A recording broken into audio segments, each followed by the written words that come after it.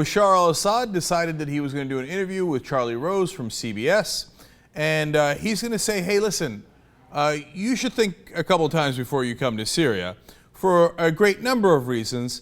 I'm sure that he's looking out for us, and we appreciate that. So, Bashar, tell us why you think we shouldn't go.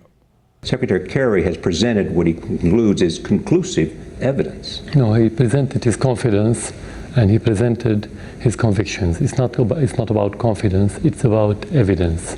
The Russians have completely opposite evidence that the missiles were thrown from area where the rebels control. Now, the Russians happen to be on the regime side, so convenient that they would have that evidence.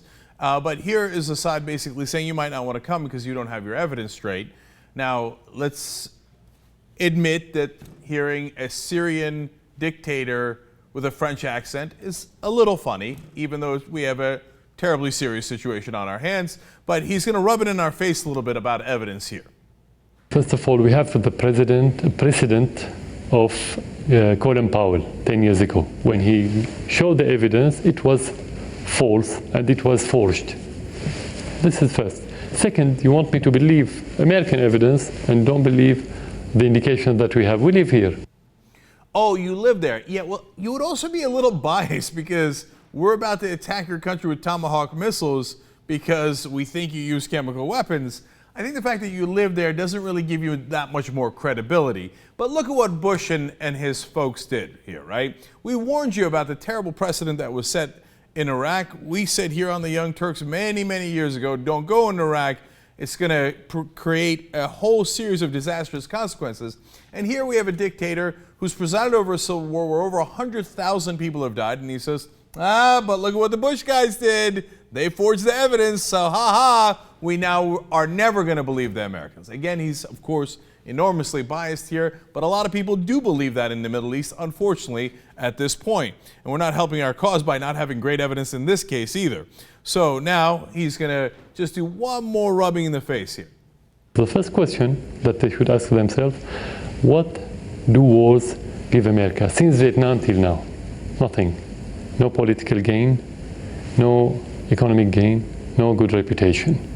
The United States is at all time. The credibility is at all-time low. So this war is against the interests of the United States. Why?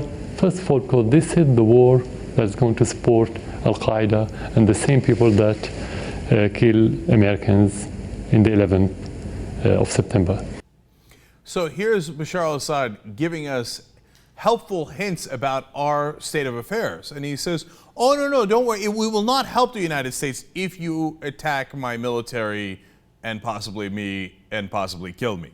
So I'm just looking out for you. This doesn't have anything to do with me. I'm just saying it won't help your credibility. It won't help your security or your interest. Oh, well, thank you. We appreciate you looking out for us, but I'm not sure you're the best source here on that issue. Now, here comes the threats. This is the most interesting part, because he's basically saying, you think I got chemical weapons, and maybe I do, and maybe if you attack here, anything could happen.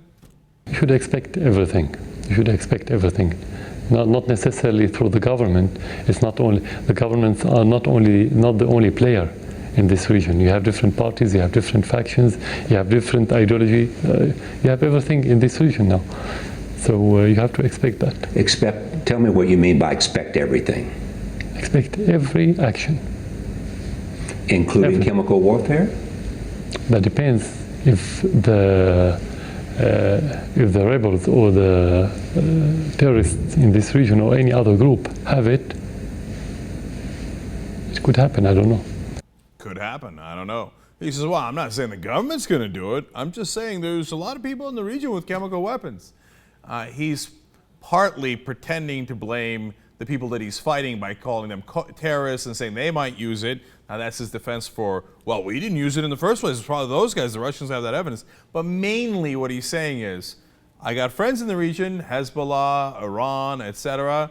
And there's a lot of groups, golly gee, I can't control it all. And if they were to have chemical weapons and you were to launch bombs here, could we use those chemical weapons against some of your allies in the region? Golly gee, I don't know. He continues that threat here. In my discussions with many officials in the United States, some of them are congressmen, I used to say that don't deal with the terrorists as playing games. It's a different story. You're going to pay the price if you're not wise in dealing with the terrorists. So nobody expects, we said there are going to be a repercussion of the mistaken way of dealing with it, of treating the terrorism. But nobody expected 11th of September. So you cannot expect, it's difficult for anyone to tell you what's going to happen. It's an area where everything is on the brink of explosion. You have to expect everything. Well, things are on the brink of explosion, partly thanks to, of course, Assad's regime, who has set off many explosions, as we explained, over 100,000 dead in that civil war, and perhaps chemical weapon use as well. We don't quite have good evidence on that yet, in my opinion. Look, in the end, Assad is doing PR here, but I think it has backfired. And when I look at it, I'm a guy who's not in favor of going to Syria at this point. If anything, he made me want to change my mind. Oh, we will have repercussions. No. And don't tell me about what's in our interest, okay? I'm interested in hearing that from the American people and our representatives, etc. Not interested from a dictator who has, at the very least, led a brutal civil war against his own people. And then finally, when Charlie Rose asked almost a trick question about what's worse, use of chemical weapons or nuclear weapons. Now, of course, the U.S. has used nuclear weapons. Assad didn't bite, and he said, I don't know. We haven't tried either. Like, hey, I'm not going to say nuclear weapons is worse. You guys use that, and we use chemical weapons. No, not biting.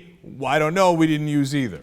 Okay, look, the problem with Assad is he thinks he's a little too clever here. He thinks he's very smart, but I think it's Assad day for him. Leave it to us to take a terribly serious story and just throw a little twisty twist in it.